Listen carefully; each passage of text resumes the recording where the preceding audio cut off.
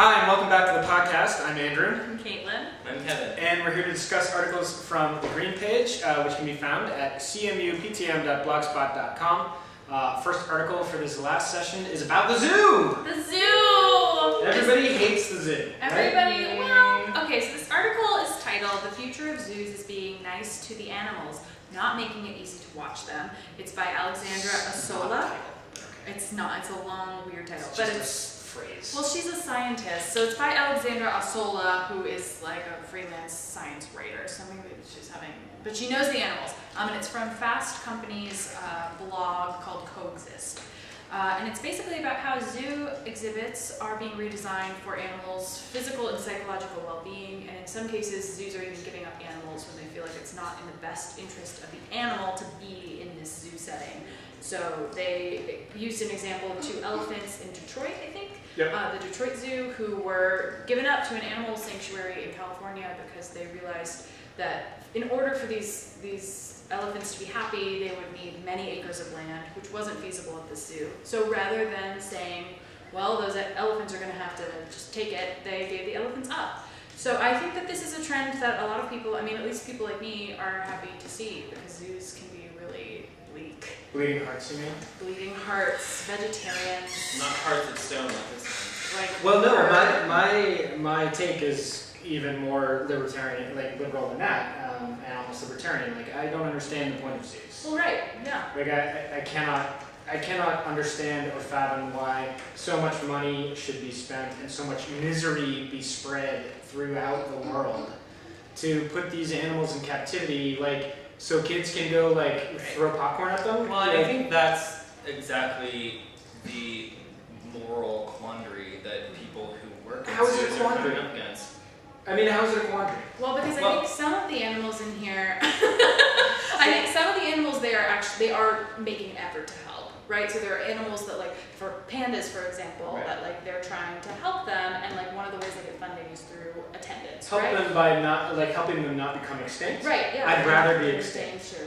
Right? You, Like, the if I was a panda? cat. How are you a panda? Like, No, what I'm are you not. even talking about?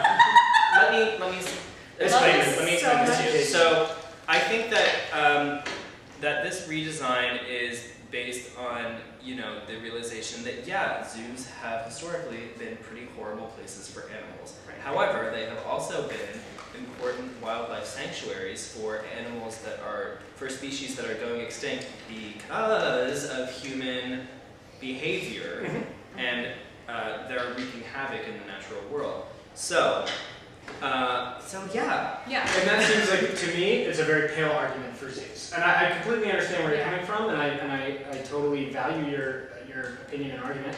However, I think saying that, okay, we're destroying everybody's habitat, so we're going to imprison a few of them, and like try to keep their dying species But that's alive. exactly like the kind of thing that they're trying to change. They're talking about changing zoos so that it's not about imprisoning them and just making them, available to be seen by the public.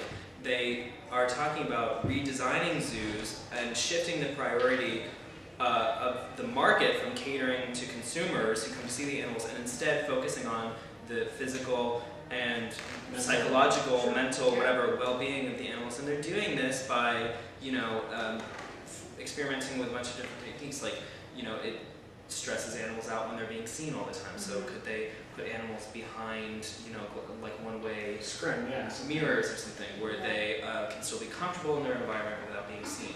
Can they give them more space? Can they move to a more like kind of wildlife sanctuary model where animals are free to roam and they're free to forage rather than being kept in cages and being hand-fed by zookeepers? They're doing things like measuring stress hormones in blood and excrement to determine how an animal is reacting to an environment. So I think this is really a positive thing. And however you feel about zoos, I think that that it's a positive thing, and I think it reflects that it reflects. Obviously it's going to have an economic shift around like how like money flows into zoos, and like if you're changing the structure of zoos so that it's not really catering to consumers anymore, how's that going to affect like the income going to zoos? But I think at a deeper level, it reflects this this changing relationship to the natural world, and the understanding that humans have a responsibility to the natural world and to ensure the well-being of not just people, but other creatures. Mm-hmm. Well said.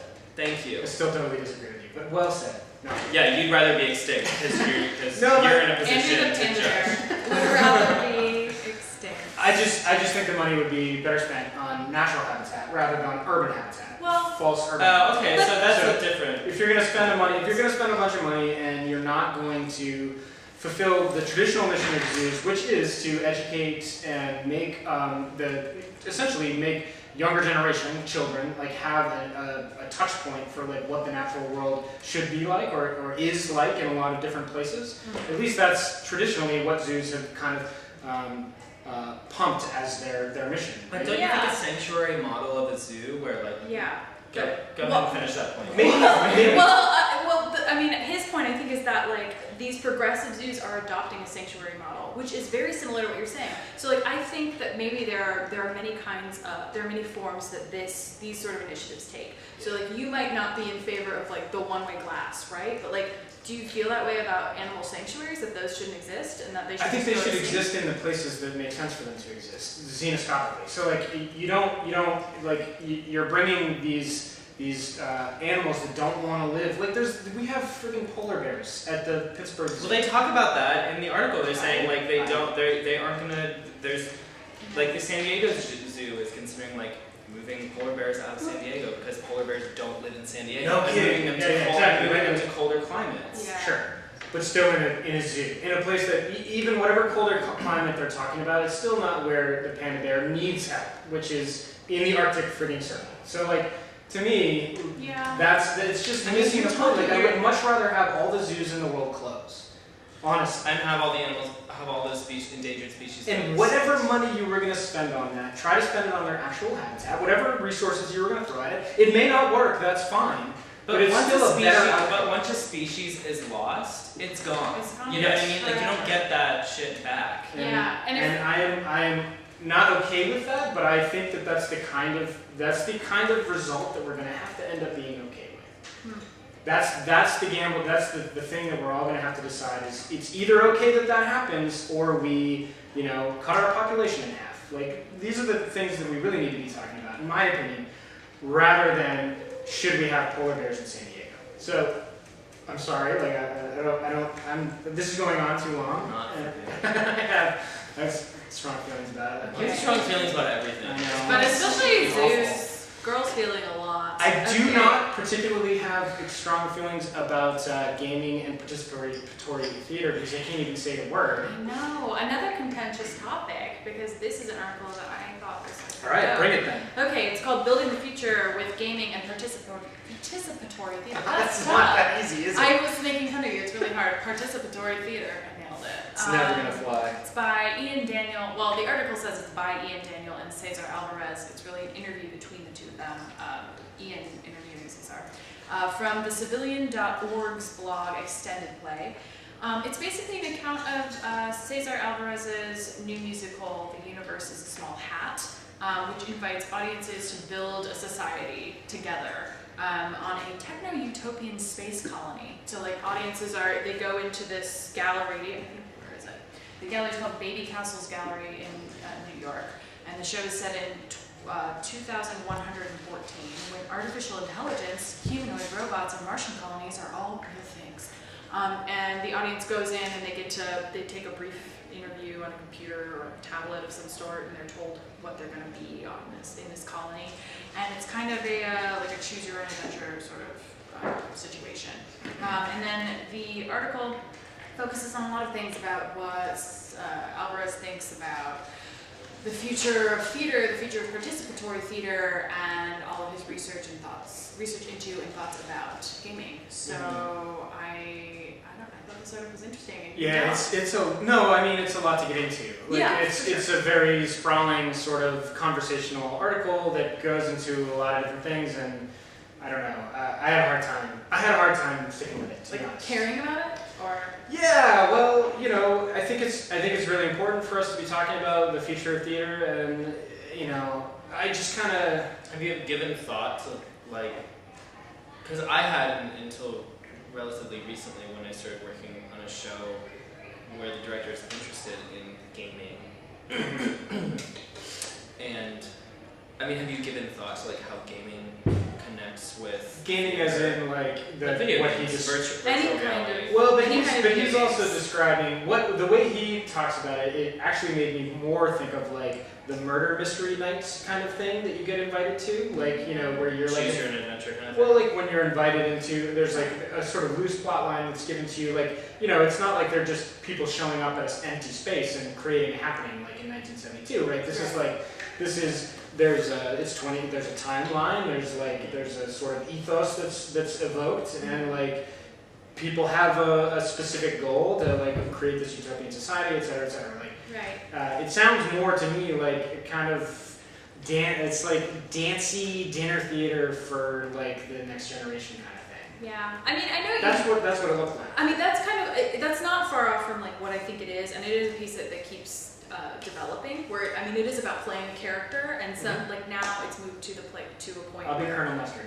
you can be, and I'm gonna who's this slutty one?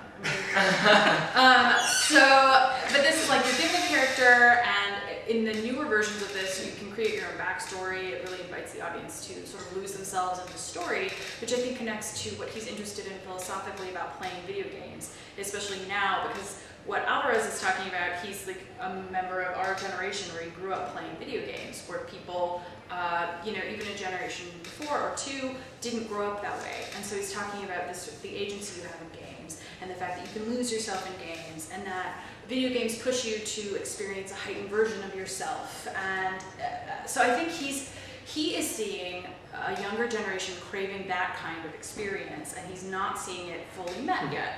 Which is essentially a philosophical experience, Sure. too, right? Like it's not necessarily about the art; it's about how the interaction and how your agency, again, in the art form, makes you feel. Like you can be somebody that you're not. Like you can die, and it doesn't matter. Which is another thing that brings it back to what I said in the last thing. Like, is this a venue for like the horror thing in theater? Like, it especially makes me think like in video games you can die and it's okay. Like, can you create a situation where you like get to experience your own death? I mean, it's interesting, like how much crossover there is between the language of video games and the language of theater. Like this idea of like, having players or like. Is that what you mean? Yeah. Sorry. Specifically, the Mario theme song. Right. How it crosses over. But like thinking of like games like Grand Theft Auto, for instance, where you can act out and there's no consequences. You can die and come back to life, and I think that Kill people and hit them with your car and Right. steal shit and whatever you and want to do. frequent prostitutes and just illicit drugs. But I mean, in video games like in theater, it's about sort of creating this space that allows players to enact fantasy, and that's I think that's an interesting connection. I think like up until the sort of like it's different because when you're playing a video game, like it's really boring to watch someone play a video game. But when you're playing a video game, you're the one making choices and having agency, and as an audience and like in theater, it's really the actors who have that agency and that ability to kind of enact that fantasy. And I think what's interesting about this and sort of older, maybe hokier attempts to make theater more participatory is that idea of giving the audience agency and to allow them to enact their own fantasy. And I think that virtual reality technology is going to make that more immersive, I think eventually more artful and more effective. Yeah, and it's agency like via information also, which this article sort of stressed. They were given a lot of backstory about what this is, a lot of information about the framing story of this piece, and then were encouraged to create their own characters, which I think is really, that happens in video games. A lot of the ones where you get to choose your avatar, and then you know what the game's about, and you go in given everything you need to know. Still a lot of rules, really. Like it's just Yeah. what it comes down to. It's not. This is not an open. This isn't a paintball court. No, there's rules, Yeah. but I don't know. And the other thing that I liked about this article too is that he was talking about how this encourages play at older ages, which is something that he specifically traces it to coming out of the Middle Ages when we stop playing as adults. There's a time for play when you're a kid, and there's a time to stop. Speak for yourself, So, sister. well, right. I mean, that's what's funny is that I think a lot of us try to play in our adulthoods, but I don't think that that's everywhere. And so I think he is searching for ways to encourage that in older people, and I think that's cool. Like, play is good for you. So.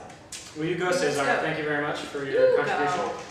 And last article of the week is from the Museum of the City of New York's blog. Yeah, Museum of the City of New York has access to 30,000 old photographs from theatrical production through the ages in New York City, mostly on Broadway, at least what we saw. And they've just made 15,000 of those available to the public on their portal. I wrote it down, but I can't read my own handwriting at all. I can't find it. Anyway, so if you go to the green page, you can find the article, and it's at the collections portal. That's all I wrote. So anyway, 15,000 of these. Found it. 15,000 pictures from New York City theater productions available on the website, and so it sort of runs a slew of stage photographs to rehearsal photographs, dancers in the dance studio like preparing for a role, and mostly the article is actually about many of the photos that they could not release because they don't know who the people in them are. Right, or what the productions even are. Some of them were unidentified productions. They're like stills of or images of sets, and they're like, we don't know what this is, but we think it's probably here. What do you guys think? Yeah, and we think this is this person, but maybe not. So Yeah. I wonder if part of their hope is they didn't state this, but it seemed like, well, okay, well, why not put those out to the public and say, can anybody identify your grandma in this? Yeah. I mean, like it seems. I mean, that's what's happening in the comments, and Right. the author of this article is responding specifically to those people and telling them where they can contact the museum. So I think you're right. I think the hope is. I didn't read the comments. I'm a terrible podcaster. I'm very good. Okay, relax. Sorry. She'll be fine. But yeah, that was interesting to even see a couple people. There were like a few comments in just the very few that I read in the top. Some people actually they hadn't identified specific people, but they knew. Someone said, "Oh yeah, I can tell you that is this production, and here's another picture of it." So it seems like even like the limited time this has been available, people have been commenting. So hopefully, you track someone down. That'd be great. If that's my grandma doing a split. The images are really beautiful. They're beautiful. Yeah. There's some Follies images of costumes, and the author makes the point that they're chorus girls who are labeled as such. They're unidentified chorus girls, and he's like, well, and anyone who's seen Chorus Line will know that they were just as important as anyone else in the show. So I think that was interesting too. That it's like part of this is maybe about reclaiming some ownership or something of your roles in these productions. I think that's cool that this author was focusing on that. So, check it out and try to find your grandma. Yeah, that's sort of the fluff piece for this session. I'm glad we're ending with that. Me too. Yeah. No, but I mean, Something to really ground us. But the collections portal actually, I will say also that the collections portal is not only photographs from this collection, but from lots of other really cool collections of photographs from the history of New York City that run the gamut from graffiti to abandoned buildings, et cetera, Pictures of dogs and stuff. Pictures of dogs and videos of cats, which And also other stuff. And other stuff and too. also other stuff. Thank you, Kevin Ramsey. That's it for this week. Thank you so much for joining us. Thank you. We had a good time, and we hope that you Fiery did too. debate today. Yes, some fiery debate. I hope you got fired up too. And if you want to look into these articles anymore, again, the address is cmuptm.blogspot.com. And that's it for this week. Signing off, I'm Andrew. I'm Caitlin. And I'm Kevin. And we'll see you next week. Bye-bye. Bye.